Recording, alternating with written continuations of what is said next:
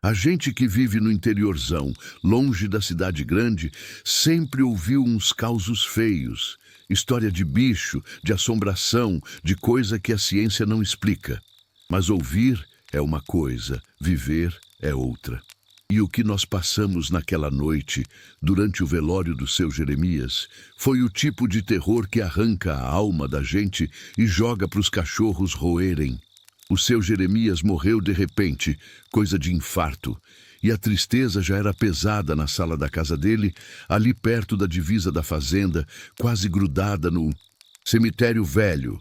Tinha umas 20 pessoas, talvez mais, família, vizinhos, todos de cabeça baixa, sentindo aquele cheiro de flor murcha e café amargo. O clima já era pesado, como se a própria noite soubesse que algo errado estava no ar. Um peso que não era só luto. Eu estava lá, sentado num canto, observando a vela que teimava em piscar, quando o silêncio do velório foi rasgado.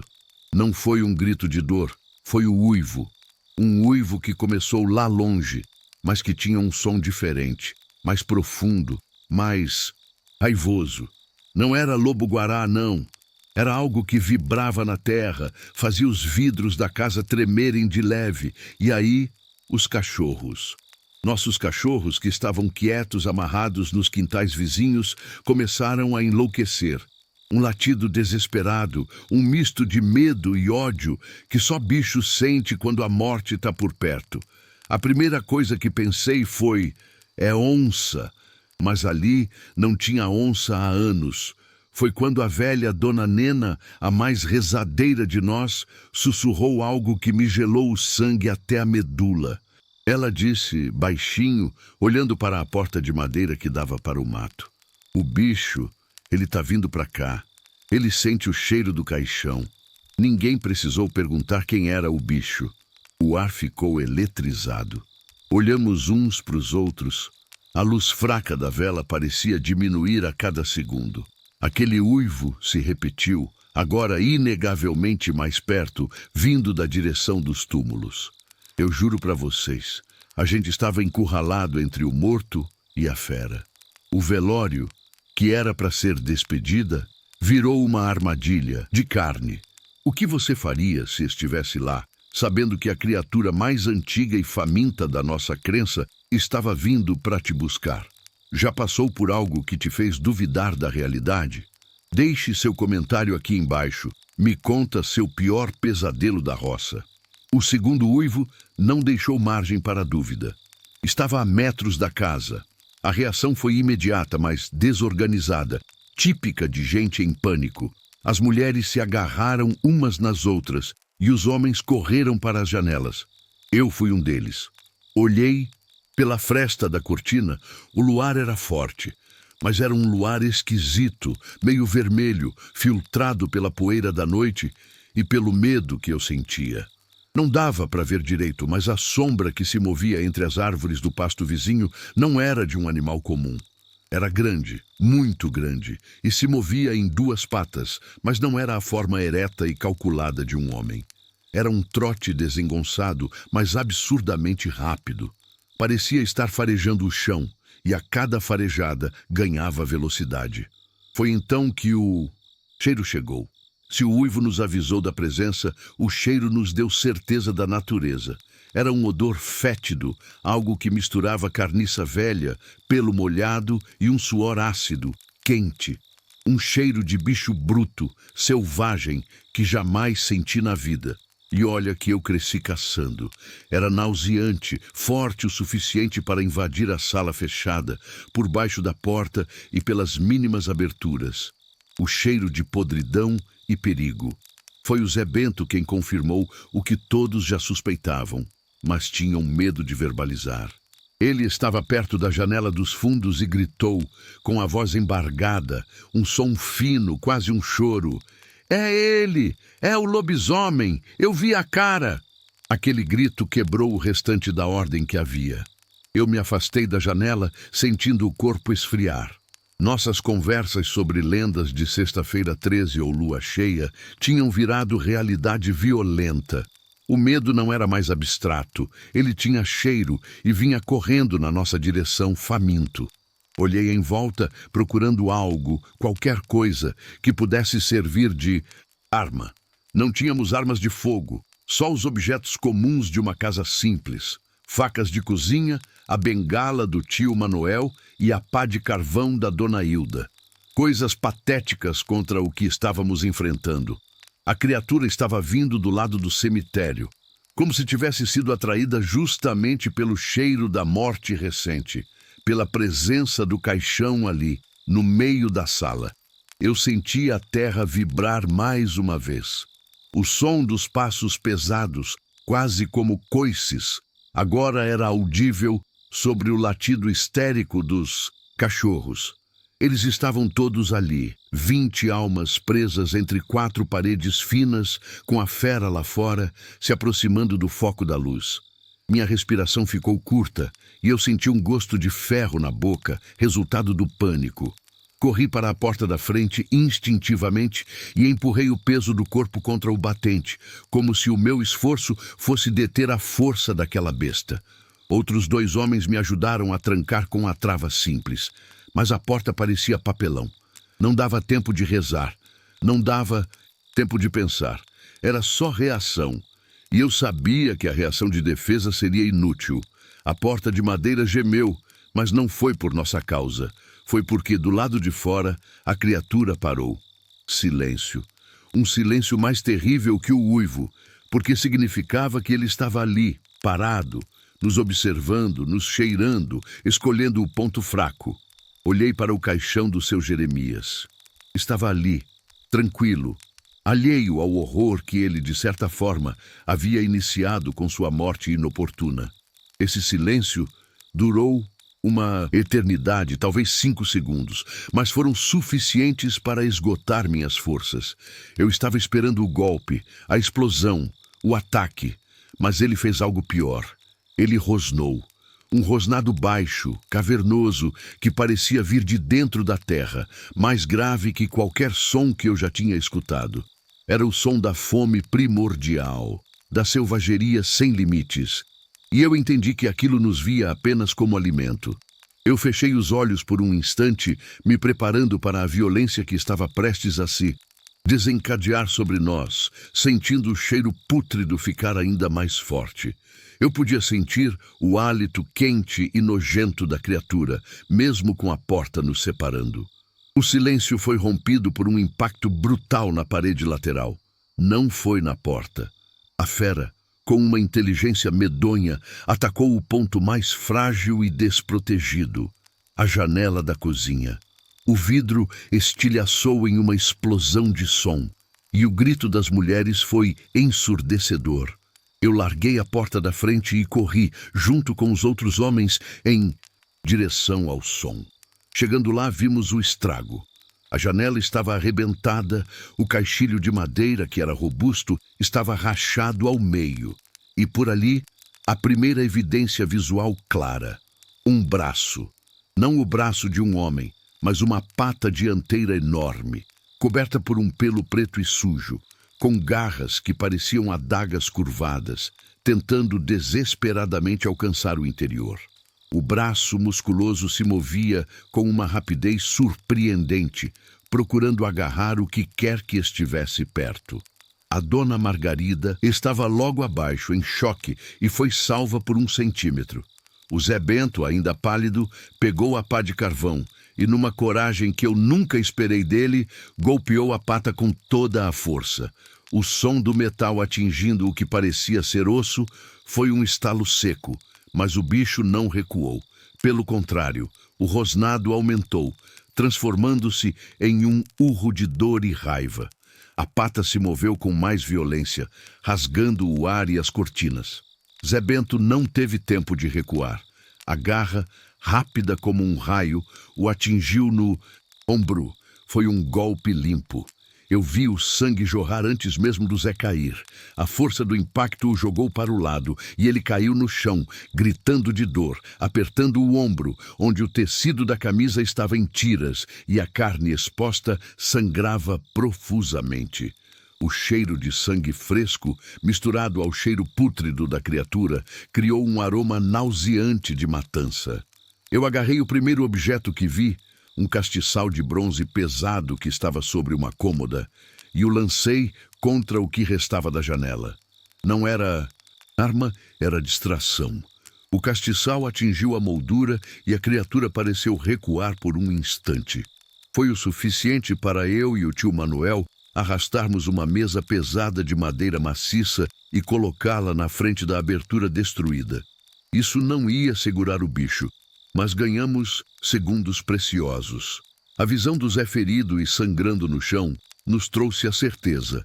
Não era lenda, não era causo, era real e estava nos matando. O pânico dentro da sala escalou para a histeria. As pessoas começaram a se empurrar, procurando um canto seguro. Alguns tentaram ir para a porta dos fundos, que dava para o quintal, mas eu gritei para que parassem. A porta dos fundos era de sarrafo, mais fraca ainda, e nos levaria direto para o campo aberto, onde a criatura teria vantagem total. Olhei para o caixão de novo. Pensei em usá-lo como barricada, mas era muito pesado, e mover o corpo de seu Jeremias parecia um sacrilégio, além de uma perda de tempo que não tínhamos. O lobisomem, irritado pelo golpe da pá e frustrado pela mesa que bloqueava a janela, começou a correr ao redor da casa. Seus passos eram estrondosos. Parecia que um touro enfurecido estava circulando a estrutura, procurando o próximo ponto de ataque. Pela porta da frente, ouvimos um arranhar terrível. As garras estavam riscando a madeira grossa, tentando encontrar um ponto para se enfiar e alargar a abertura. Eu voltei correndo para a porta principal, juntando-me ao tio Manuel e a um jovem vizinho, o Dinho, para manter a porta fechada. Nossos corpos eram a única coisa entre a criatura e os outros. O medo era uma força motriz, mas a adrenalina nos dava uma força momentânea, desesperada. O Zé Bento estava sendo cuidado pela dona Nena, que tentava estancar o sangue do ombro dele com um pedaço de pano retirado da toalha de mesa. Ele gemia, e seus gemidos só alimentavam a ferocidade lá fora.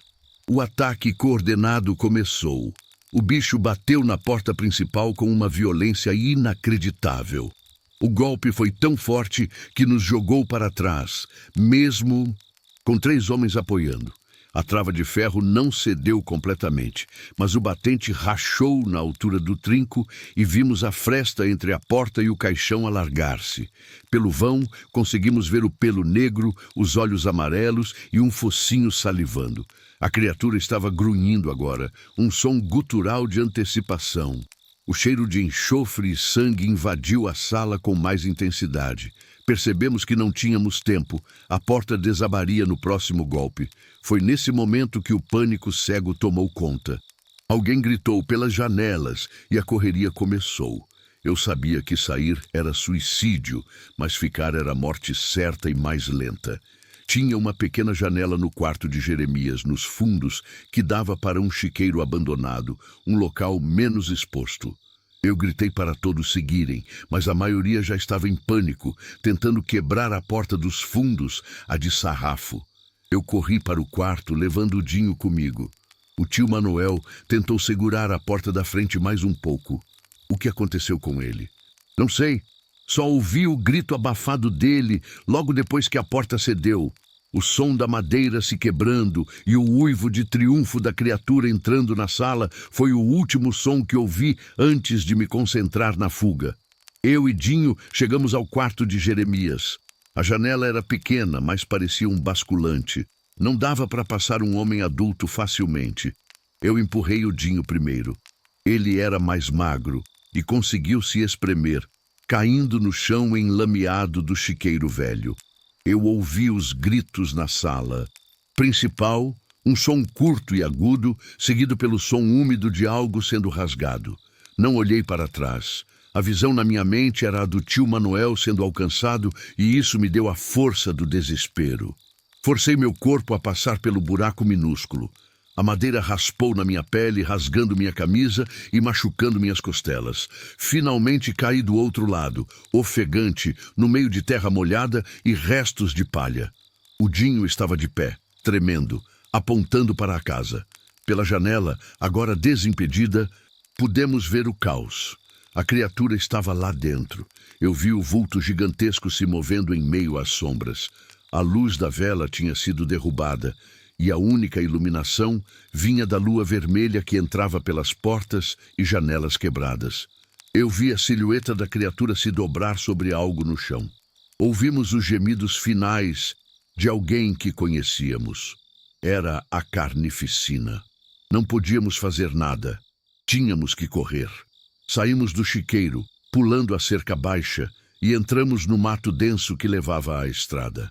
Nosso objetivo era chegar à fazenda vizinha, a 3 quilômetros dali, onde havia espingardas e outros homens. Corremos na escuridão, tropeçando em raízes e pedras, o coração acelerado batendo no ouvido. A cada passo, eu esperava sentir as garras em minhas costas. Olhei para trás. A casa do Jeremias estava escura agora, mas o uivo de caça, o uivo de quem havia encontrado a presa, cortou a noite, confirmando o massacre. E ele estava se preparando para a segunda leva. A criatura sabia que tínhamos fugido. E sabia exatamente para onde. Corremos pela mata escura como 2 coelhos assustados. O Dinho, apesar de jovem, tinha fôlego, mas o medo nos tornava erráticos. Não podíamos seguir a estrada principal. Era muito aberta e nos tornaria alvos fáceis. Decidimos cortar caminho pelo pasto denso, onde a vegetação era alta o suficiente para nos dar alguma cobertura visual. O som dos nossos corações batendo forte era a única coisa que eu ouvia, até que o silêncio voltou. Um silêncio diferente do anterior. Não era o silêncio da antecipação, mas o silêncio da caça. O lobisomem havia parado de uivar e agora nos seguia em completo silêncio. Eu sabia que isso era pior. O silêncio significava que ele estava calculando, nos farejando, se movendo paralelamente a nós, usando a cobertura da noite e do mato com uma astúcia que só um predador experiente teria. De repente, Dinho parou e puxou meu braço. Ele não precisou falar. Olhei para o chão. A terra úmida do pasto estava marcada. Não eram pegadas humanas. Eram patas gigantescas com 3 garras enormes que haviam afundado no barro, indicando o peso descomunal da criatura. O mais aterrorizante é que as pegadas não vinham de trás de nós. Elas vinham da nossa lateral, indicando que o bicho havia nos flanqueado e estava agora à nossa frente, cortando o caminho para a fazenda. Ele era muito mais rápido do que imaginávamos. Eu senti o pânico se transformar em desespero total. Estávamos presos em um jogo de gato e rato, onde éramos a refeição. Tivemos que mudar de rota abruptamente, cortando para a esquerda, em direção a um velho celeiro abandonado que ficava na divisa. Era um risco, pois o celeiro era de madeira podre e não ofereceria proteção, mas era o único abrigo sólido que eu conseguia visualizar no meio do campo. Corremos o mais rápido possível, a visão das pegadas da criatura na lama fresca me dando a energia do horror. Quando chegamos perto do celeiro, o cheiro voltou. Forte, pútrido, inegável. Ele estava ali. A criatura havia chegado antes de nós. Nos esgueiramos para trás de um monte de feno empilhado e tentamos controlar a respiração. Eu olhei para o Dinho e os olhos dele refletiam o meu terror. Ele estava chorando silenciosamente. O celeiro, na escuridão, era apenas uma massa disforme de sombras, mas pudemos distinguir o vulto. O lobisomem estava parado na porta do celeiro, uma silhueta alta e larga, observando o campo como se soubesse que tínhamos nos escondido ali perto. Aquele bicho não era apenas forte, era esperto, predador por instinto e inteligência. Ele nos deixou correr para nos encurralar no ponto de sua escolha. De onde estávamos, a uns 10 metros, pudemos finalmente vê-lo em pé. A altura era impressionante, beirando os 2,5 metros, talvez mais, com ombros largos e uma cabeça que parecia desproporcionalmente grande, com o focinho achatado e as orelhas pontudas. O pelo era escuro, mas o luar refletia nos dentes enormes, longos e amarelados, que ele mostrava em um rosnado silencioso. Ele estava farejando o ar, movendo a cabeça de um lado para o outro. Eu me senti minúsculo e indefeso. Tinha certeza de que ele já sabia exatamente onde estávamos. Era apenas uma questão de tempo, até que a criatura decidisse encerrar a brincadeira e viesse nos buscar. O que faríamos? Não tínhamos para onde correr mais. O lobisomem deu um passo lento em nossa direção. Cada passo era deliberado, pesado, fazendo o chão tremer. Ele estava gostando. A caçada era mais importante que a matança em si. Ele queria nos ver sofrer, nos ver rastejar.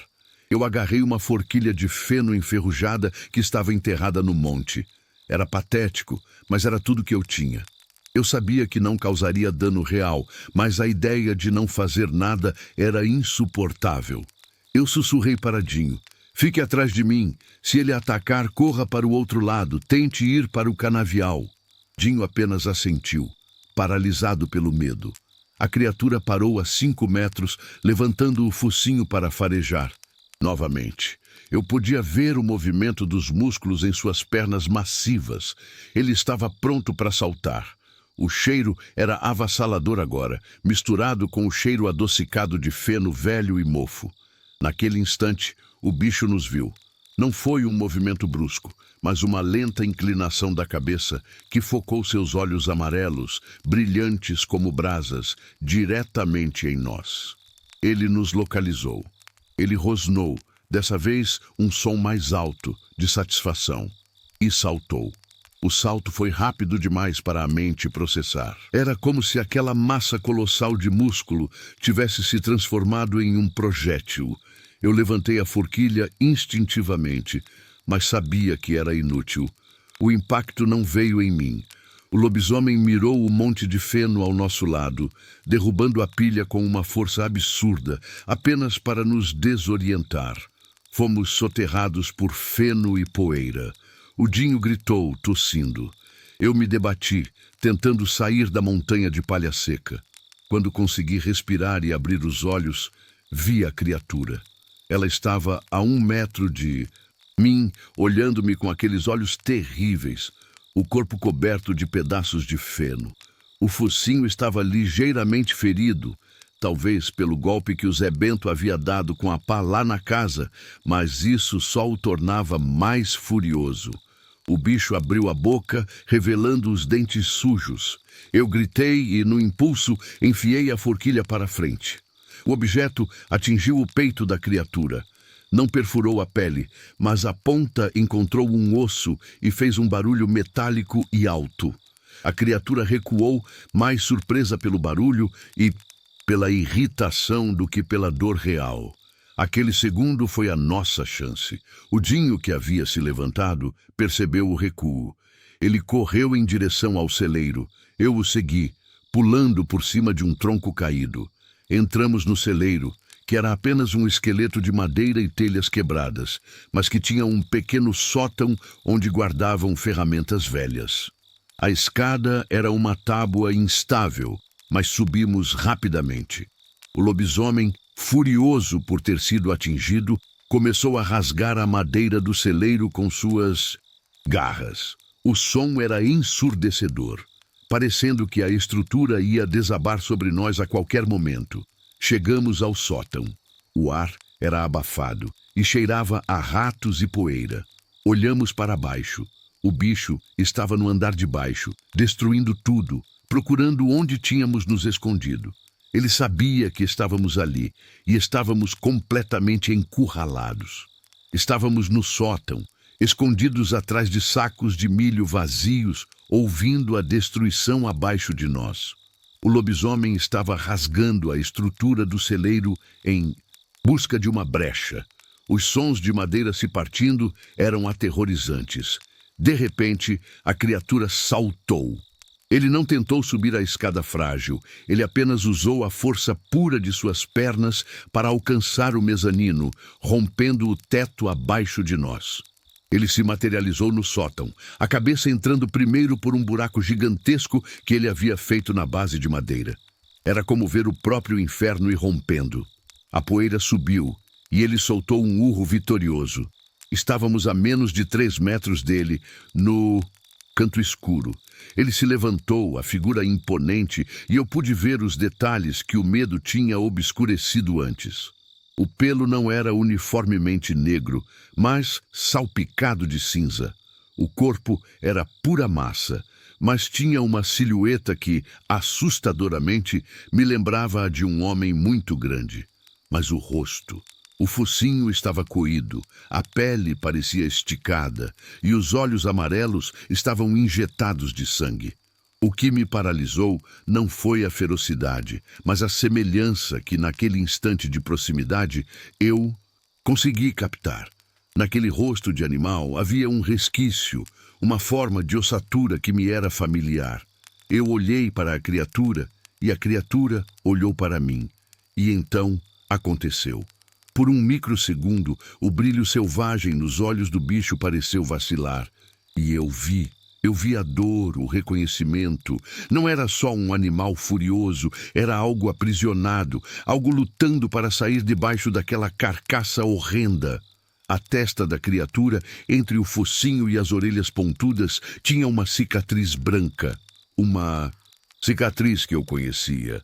O seu Jeremias, o falecido, tinha uma cicatriz idêntica, resultado de um acidente de carro há décadas. Aquele pensamento me atingiu como um raio. O lobisomem era o seu Jeremias? Ou talvez o bicho tinha sido atraído pelo velório porque havia tomado o corpo de alguém que eles conheciam. Mas a forma, a altura, o jeito de caminhar, não era possível. Mas a cicatriz estava lá, inconfundível. Minha mente gritava em negação, mas meus olhos tinham visto. Nos caçar era alguém que estava no caixão, ou era alguém que havia sido transformado e estava atraído pela energia do luto. O choque de reconhecimento foi quase tão incapacitante quanto o medo. O Dinho, vendo a criatura distraída pela minha inércia momentânea, teve a coragem de atirar um pedaço de telha quebrado. O fragmento atingiu o ombro do lobisomem. Isso quebrou o momento de hesitação. A dor, ou a interrupção, trouxe a fera de volta à selvageria total. Ele soltou um rugido estrondoso e se lançou sobre a gente. Eu senti o hálito quente de novo. Eu fechei os olhos, esperando as garras, mas a criatura não nos pegou. No último instante, o peso do bicho, somado à instabilidade do sótão podre, fez com que o assoalho de madeira cedesse de vez. O lobisomem, com seu peso monstruoso, caiu no andar de baixo com um estrondo de quebrar ossos. O chão do celeiro não aguentou o peso extra. O impacto da queda do lobisomem foi gigantesco. O celeiro tremeu todo e ouvimos o som de madeira e telhas desabando sobre o bicho lá embaixo. O silêncio voltou, um silêncio pesado, diferente do silêncio da caça. Era o silêncio da paralisia. Nós dois ficamos deitados, tossindo poeira, olhando para o buraco que se abriu. O cheiro de enxofre e carniça estava concentrado lá embaixo, mas não havia movimento. O bicho havia quebrado a perna?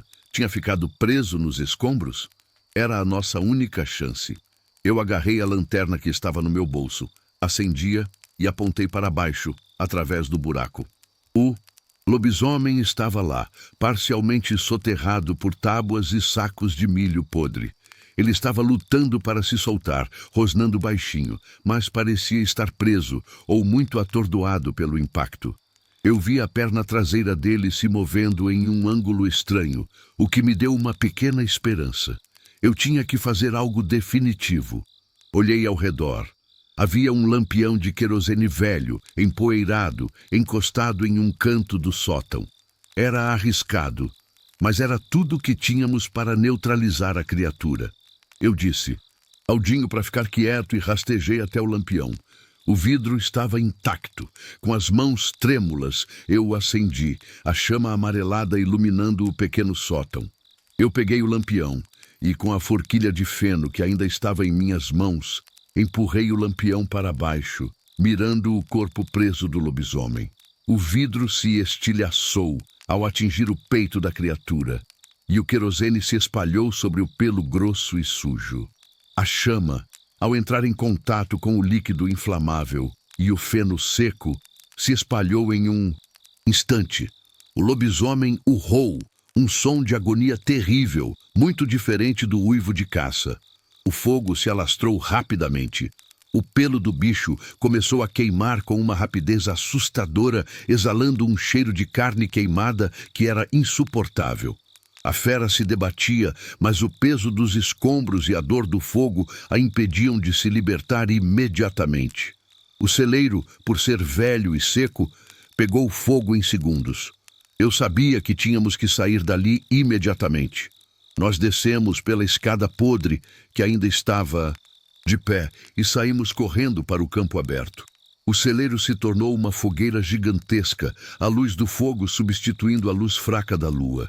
Olhei para trás e a figura do lobisomem ainda estava lá, se debatendo no meio das chamas. Os gritos da criatura eram horríveis, um som de sofrimento que me perseguiu por dias. Nós corremos na direção da fazenda vizinha. Estávamos exaustos, sujos, mas vivos. Corremos até ver a luz da manhã começando a clarear o horizonte. O fogo no celeiro estava diminuindo, deixando para trás apenas fumaça e o cheiro de destruição. O sol, nosso salvador, começava a aparecer. Chegamos à fazenda do seu Elias quando o sol já estava alto, cegando a escuridão da noite e, ironicamente, o horror. Elias e seus filhos nos receberam, assustados com o nosso estado deplorável. Mal conseguíamos falar, apenas apontamos para a fumaça no horizonte e para o ferimento do Zé Bento, que havia sido o único sobrevivente que encontramos em nosso retorno cauteloso. Quando voltamos à casa de Jeremias, o cenário era de matança. O horror indescritível do que encontramos ali é algo que a gente não conta em detalhes. Apenas posso dizer que o medo que sentimos foi justificado pela crueldade da criatura. Havia destroços, sangue e a ausência de 10 pessoas. O caixão de seu Jeremias estava virado, profanado, mas o corpo não estava mais lá. Foi consumido pela fera ou levado? Nunca soubemos. E o celeiro? Era apenas cinzas e restos carbonizados. Buscamos por ossos, por evidências, mas o fogo havia limpado tudo. O que restou foi apenas o cheiro de queimado e a certeza de que algo demoníaco havia passado por ali. Mas a dúvida persistiu. Aquele lobisomem era uma criatura errante da noite, ou era o próprio seu Jeremias, transformado pela maldição? A cicatriz na testa que eu vi no celeiro nunca saiu da minha cabeça.